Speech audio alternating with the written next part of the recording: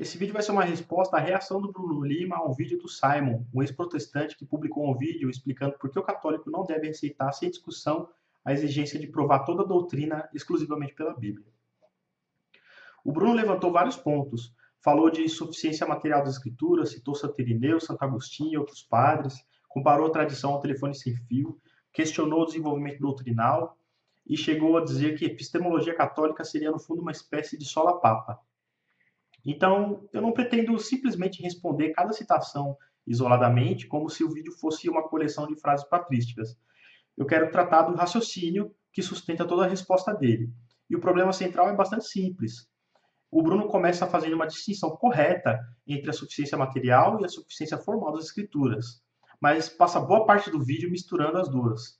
Ele exige que a tradição apresente doutrinas materialmente ausentes da Bíblia, como se essa fosse a única maneira de negar a sola escritura, e quando encontra uma doutrina transmitida pela tradição, que também possui fundamento bíblico, ele trata isso como uma vitória do princípio protestante, mas não é. Isso pode ser, no máximo, uma demonstração da suficiência material das escrituras, e não demonstra que somente as escrituras sejam a regra infalível de fé. Então, esse vai ser o ponto central do meu vídeo. Suficiência material não é só a escritura. Provar uma não significa ter provado a outra. Mas antes de entrar diretamente nos argumentos do Bruno, eu quero fazer uma concessão. A analogia que o Simon usou daquele quebra-cabeça de 1000 peças, em que o protestante permitiria usar apenas 500, realmente pode dar a impressão equivocada. Pode parecer que metade da revelação está na Bíblia e a outra metade está completamente fora dela, preservada apenas oralmente. Eu não preciso defender essa analogia. Também não preciso sustentar uma teoria rígida de duas fontes, como se escritura e tradição fossem dois depósitos independentes, cada um com uma metade diferente da revelação. O próprio Bruno reconhece, no começo do vídeo, que muitos teólogos católicos admitem a suficiência material das escrituras, isto é, que todo o depósito da fé está contido nelas, de maneira explícita ou implícita. Muito bem, vamos conceder isso durante toda essa discussão. Eu posso admitir que todo o depósito da fé esteja materialmente nas escrituras, mas a pergunta continua sendo: isso realmente significa que somente as escrituras são infalíveis? Isso significa que a tradição é necessariamente falível? Isso significa que a igreja não tem autoridade para interpretar autenticamente o depósito que recebeu? Não. Uma coisa não se segue da outra. Vamos simplificar essa distinção. A suficiência material responde à pergunta: onde está o conteúdo da revelação? Quando eu digo que as escrituras são materialmente suficientes, eu estou dizendo que todo o depósito da fé pode estar contido nelas, implícita ou explicitamente. Já a suficiência formal responde a outra pergunta: a escritura, funcionando como única regra infalível, é suficiente por si mesma para que esse conteúdo seja identificado, interpretado e definido de maneira certa e vinculante para toda a igreja? São questões diferentes. Eu posso admitir que determinada doutrina esteja implicitamente na Bíblia e, ao mesmo tempo, negar que ela seja clara o bastante para ser definida pela interpretação particular de qualquer leitor. E posso admitir que toda doutrina esteja materialmente na Bíblia e continuar reconhecendo a necessidade da tradição e do magistério. Porque a tradição não existe necessariamente para acrescentar um segundo pacote de doutrinas completamente ausentes da Bíblia. Ela transmite o mesmo depósito apostólico. E o magistério não existe para inventar novas revelações. Ele existe para guardar, interpretar e definir autenticamente aquilo que foi recebido. Então, quando o Bruno exige que a tradição apresente doutrinas materialmente ausentes das escrituras, ele está impondo uma exigência que não decorre da doutrina católica. Ele cria um falso dilema. Ou a tradição mantém doutrinas que não estão na Bíblia, ou ela é inútil e a sola escritura está provada. Não. A mesma verdade pode estar nas escrituras, na pregação, na liturgia, na prática sacramental, na regra de fé, na tradição pública da igreja. Isso não torna a tradição desnecessária. Só demonstra que existe um único depósito apostólico. E o próprio exemplo que o Bruno apresenta sobre Santo Agostinho mostra exatamente essa confusão. Nas próprias palavras dele, ele diz: nessa mesma passagem, no contexto entre outras obras, Agostinho traz um argumento bíblico do porquê bebês devem ser batizados. E depois, apenas a prática em si não estava registrada detalhadamente na Escritura, mas a doutrina, a teologia que fundamenta a prática estava na Escritura. Mas, Bruno, isso é irrelevante contra a posição católica, se nós estamos concedendo a suficiência material das Escrituras. Eu não preciso afirmar que o batismo infantil seja uma doutrina completamente ausente da Bíblia. Eu posso afirmar duas coisas ao mesmo tempo. O batismo infantil foi transmitido e recebido como tradição apostólica, e seus fundamentos estão implícitos nas Escrituras. Onde está a contradição? Na verdade, é exatamente isso o que se esperaria de uma escritura e uma tradição que transmitem o mesmo depósito apostólico. Você diz que Agostinho também apresentou argumentos bíblicos. Ótimo. Isso mostra que Agostinho não via oposição entre tradição recebida pela igreja e as escrituras. Não mostra que ele tenha descoberto o batismo infantil pela escritura sozinha. Não mostra que essa prática tenha sido transmitida pela Bíblia sozinha. E muito menos mostra que essa doutrina seja formalmente clara na Bíblia. Aliás, a própria divisão protestante sobre esse assunto mostra o problema. Luteranos, reformados, anglicanos olham para as escrituras e encontram fundamentos para o batismo infantil. Batistas olham para as mesmas escrituras e dizem que o batismo infantil não tem fundamento apostólico suficiente. Todos professam só a escritura. Então, apresentar o argumento bíblico para o batismo infantil não prova suficiência formal. Prova, no máximo, suficiência material.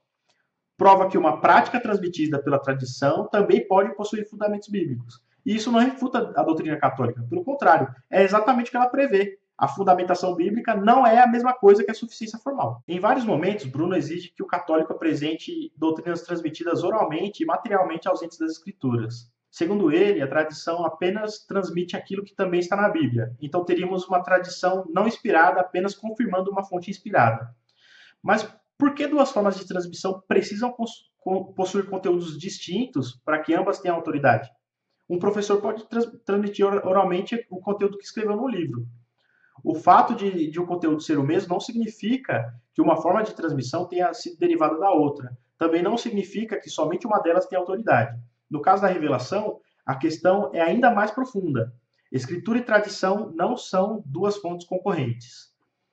Elas procedem da mesma fonte apostólica. Os apóstolos ensinaram. Esse evangelho foi consignado por escrito.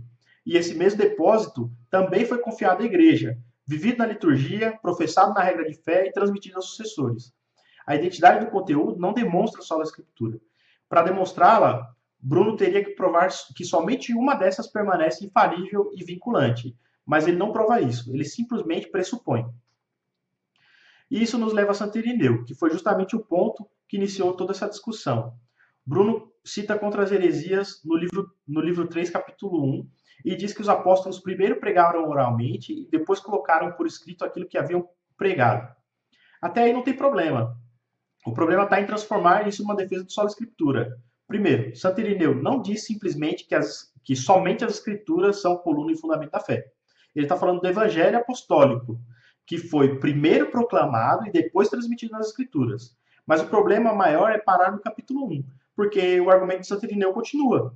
No capítulo 2, ele diz que quando os hereges são refutados pelas escrituras, eles passam a rejeitar as escrituras. Mas quando são remetidos à tradição, que vem dos apóstolos e que foi preservada pela sucessão das igrejas, também rejeitam a tradição. E a conclusão de Irineu é bem clara. Os hereges não concordam nem com a escritura e nem com a tradição. Então, não estamos diante de uma tradição produzida posteriormente como interpretação falível da Bíblia. Santo Irineu fala de uma tradição que vem dos apóstolos e é preservada na igreja pela sucessão. No capítulo seguinte, ele explica onde essa tradição pode ser encontrada: nas igrejas apostólicas, na pregação pública, na sucessão daqueles que os apóstolos colocaram como bispos. E chega a enumerar a sucessão da igreja de Roma e diz que por essa sucessão a tradição e a pregação da verdade chegaram até seu próprio tempo. Isso não é uma eclesiologia protestante. Santo Irineu não está dizendo: cada cristão deve pegar a Bíblia e examinar individualmente as igrejas e decidir qual delas preservou a fé. Ele apresenta um depósito público, uma igreja visível, uma sucessão concreta, uma autoridade apostólica reconhecível historicamente. Todos esses elementos são católicos. E o capítulo 4 é ainda mais forte. Santo Irineu pergunta o seguinte: se surgisse uma controvérsia importante, não deveríamos recorrer às igrejas mais antigas, que tiveram contato com os apóstolos, e aprender com elas aquilo que é líquido e certo? E depois ele pergunta: e se os apóstolos não tivessem deixado documentos escritos? Não seria necessário seguir a tradição transmitida àqueles aos quais eles confiaram as igrejas? E logo depois apresenta povos que conservaram a fé sem papel nem tinta.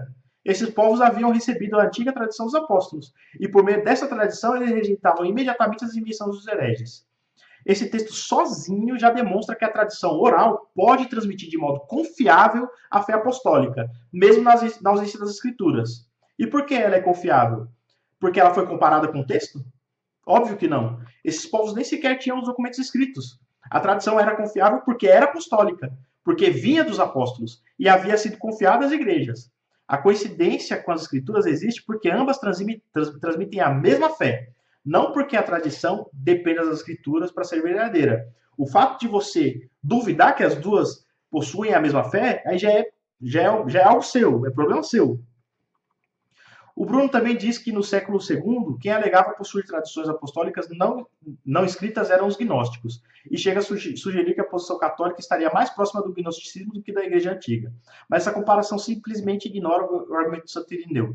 A diferença não era apenas entre escrito e oral. A diferença era entre tradição pública e conhecimento secreto, entre tradição eclesial e invenção particular, entre aquilo que era professado nas igrejas apostólicas e aquilo que um grupo sectário dizia ter recebido escondido dos demais cristãos. Os gnósticos diziam possuir uma doutrina secreta, reservada aos iniciados. A tradição de Santo Irineu era pública, ela estava nas igrejas, era professada na regra de fé, era reconhecida pela sucessão. Então, comparar a tradição católica com a gnóstica pode, porque ambas envolvem alguma forma de oralidade, é uma comparação muito esdrúxula. É como comparar o Evangelho de São João com o Evangelho gnóstico, só porque os dois foram escritos. O suporte não determina a apostolicidade. A origem e a recepção eclesial que determinam. Depois o Bruno compara a tradição ao telefone sem fio. Ele usa Papias e o milenarismo para mostrar que alguém próximo aos apóstolos poderia interpretar equivocadamente aquilo que ouviu. Mas aqui ele refuta uma doutrina que a Igreja Católica nunca ensinou. A Igreja nunca ensinou que todo o que qualquer padre afirmou seja automaticamente infalível. Santo Irineu não era individualmente infalível. Papias não era individualmente falível. Um bispo isolado não é individualmente falível em tudo que diz. Existem opiniões teológicas particulares, existem costumes locais, existem disciplinas que mudam, existem interpretações controvertidas, existe o depósito apostólico recebido pela igreja. Essas coisas não possuem o mesmo peso. É por isso que não se pinça uma frase de qualquer padre e se transforma automaticamente em dogma. Nós consideramos a recepção da igreja, o consenso dos padres, a liturgia, a continuidade da fé o julgamento do magistério. Isso não é seletividade arbitrária, é o discernimento da tradição. Então, citar o milenarismo de Papias ou de Santo Irineu não prova que a igreja seja incapaz de preservar o depósito apostólico, prova apenas que um padre pode errar numa opinião particular. E nenhum católico nega isso. O salto acontece quando Bruno passa dessa afirmação. Um indivíduo pode transmitir ou interpretar algo de maneira errada para esta. Logo, Deus não pode preservar infalivelmente a igreja como um todo. A segunda frase não decorre da primeira. Mais uma vez, uma afirmação que não se segue. E aqui entra uma questão ainda mais profunda. A igreja não é uma sequência de indivíduos repetindo informações uns aos outros. A igreja é o corpo de Cristo. Isso não é uma figura decorativa. A igreja é um corpo vivo, unido a Cristo como sua cabeça e vivificado pelo Espírito Santo. É claro que os membros desse corpo são falíveis. Um bispo pode errar, um padre pode errar, um teólogo pode errar, um papa pode errar quando não está ensinando as condições de infalibilidade. Mas da falibilidade dos membros não se conclui a defectibilidade do corpo. Um membro pode adoecer sem que o corpo deixe de viver. A igreja pode passar por crises, escândalos, confusões, divisões e erros particulares sem perder universalmente a fé apostólica. A analogia do telefone sem fio trata a igreja como se fosse uma instituição puramente humana, como se Cristo tivesse fundado uma comunidade e depois abandonado as limitações naturais da memória humana. Mas a confiança católica não está na capacidade humana de repetir perfeitamente informações durante 2000 anos. Está na fidelidade de Cristo à própria igreja. A pergunta não é se os membros da igreja são falíveis. Claro que são. A pergunta é: Cristo é capaz de preservar seu corpo da perda definitiva da fé? Porque quando alguém afirma que toda a igreja visível se corrompeu durante séculos, não está apenas dizendo que uma instituição humana falhou. Está dizendo que o corpo de Cristo perdeu universalmente a fé da sua própria cabeça. E aqui aparece uma assimetria muito estranha na eclesiologia protestante. Eu sei que o Bruno não afirma que cada cristão seja individualmente infalível, mas ele afirma que a escritura é suficientemente clara para cumprir sua finalidade, que até os simples podem compreendê-la, que os cristãos podem julgar a pregação à luz do texto, que Deus preservou providencialmente a sua mensagem. Ok, mas por que essa assistência divina funciona para os indivíduos falíveis e não para a igreja como o corpo de Cristo? Porque eu devo acreditar que o Espírito Santo assiste cada cristão em sua interpretação das Escrituras, ainda que não o torne pessoalmente infalível, mas abandona a igreja a defectibilidade porque seus membros são falíveis. Foram os homens falíveis que copiaram os manuscritos. Foram homens falíveis que traduziram a Bíblia.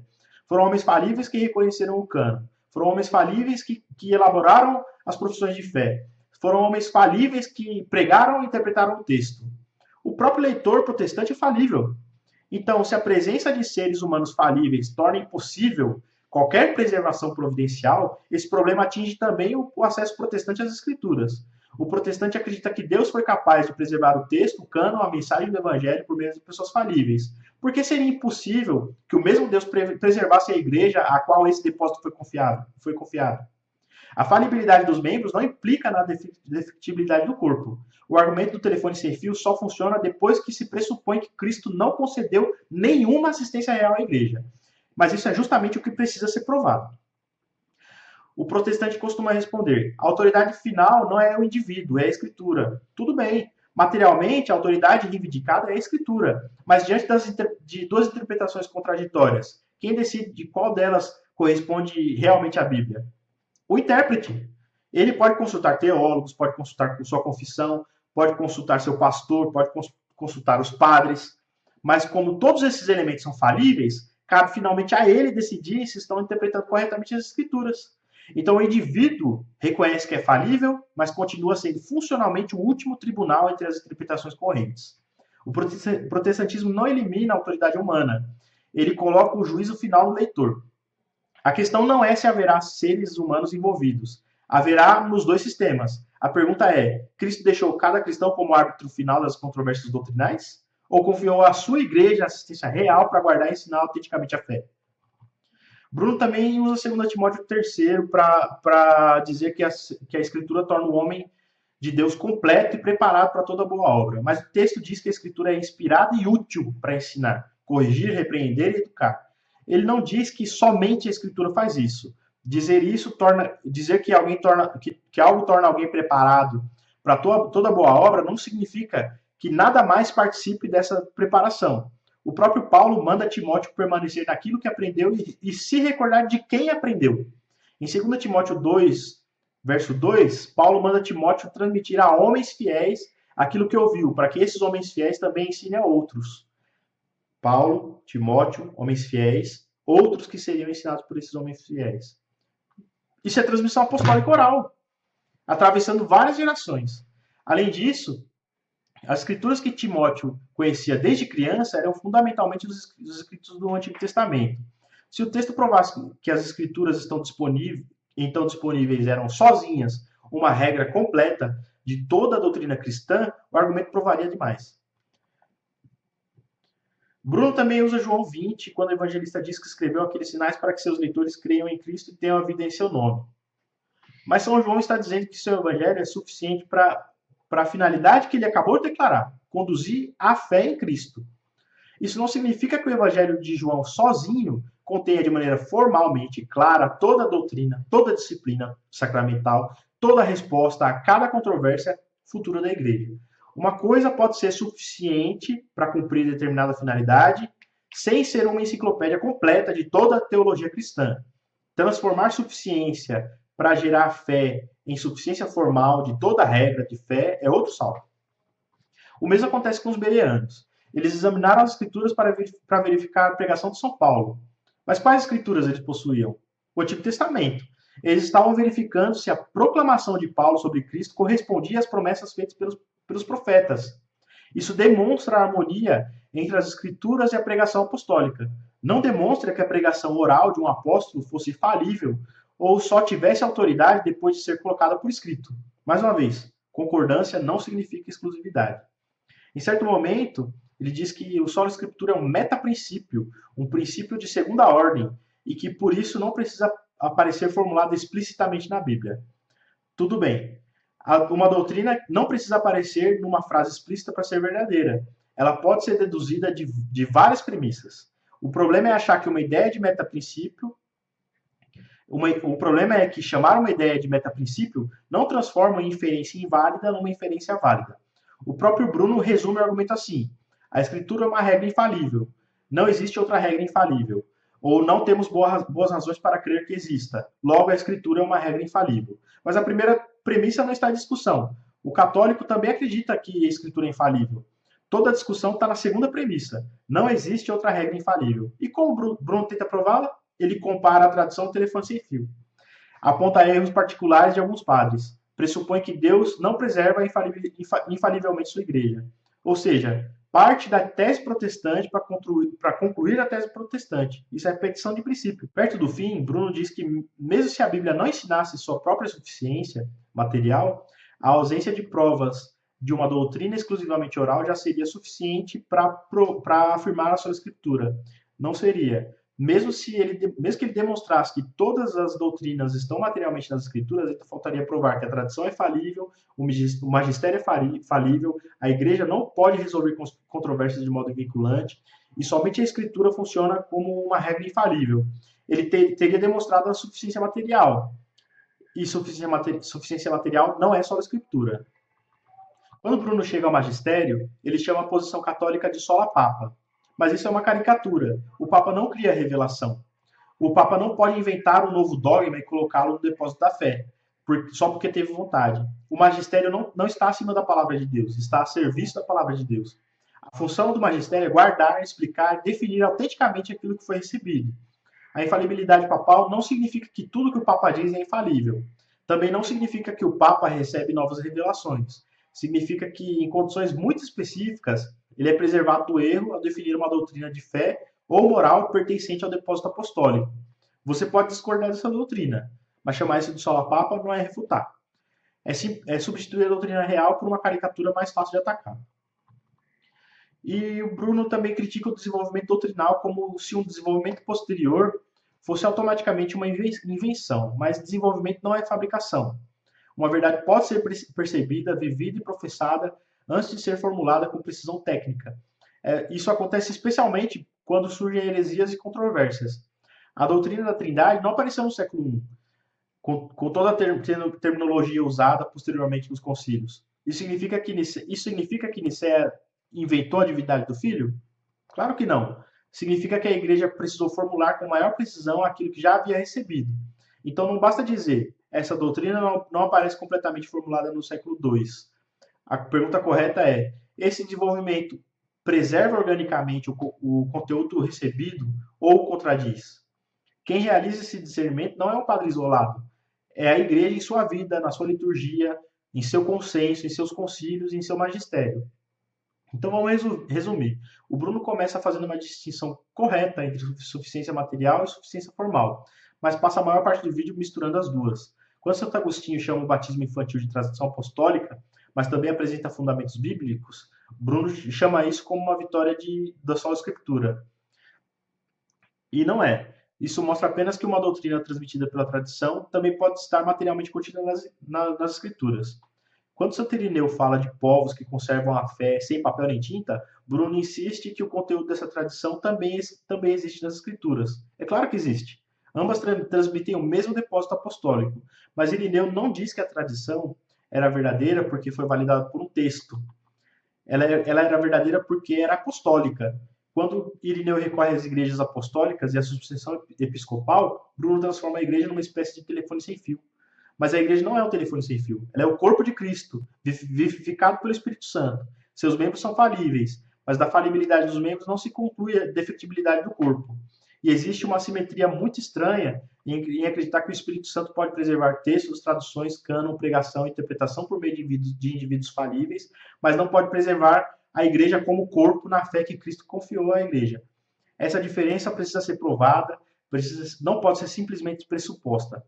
No fim, Bruno demonstra, quando muito, a suficiência material das escrituras, mas ele não demonstra suficiência formal. Não demonstra que somente a escritura seja infalível. Não demonstra que tradição seja necessariamente falível. Não demonstra que Cristo tenha abandonado seu corpo, se é uma autoridade viva, capaz de guardar e interpretar autenticamente o depósito apostólico. Por isso, a sola escritura não aparece no vídeo como conclusão, ela aparece como pressuposto. E esse é o problema central de toda argumentação. Suficiência material não é sola escritura. Provar uma não é provar a outra.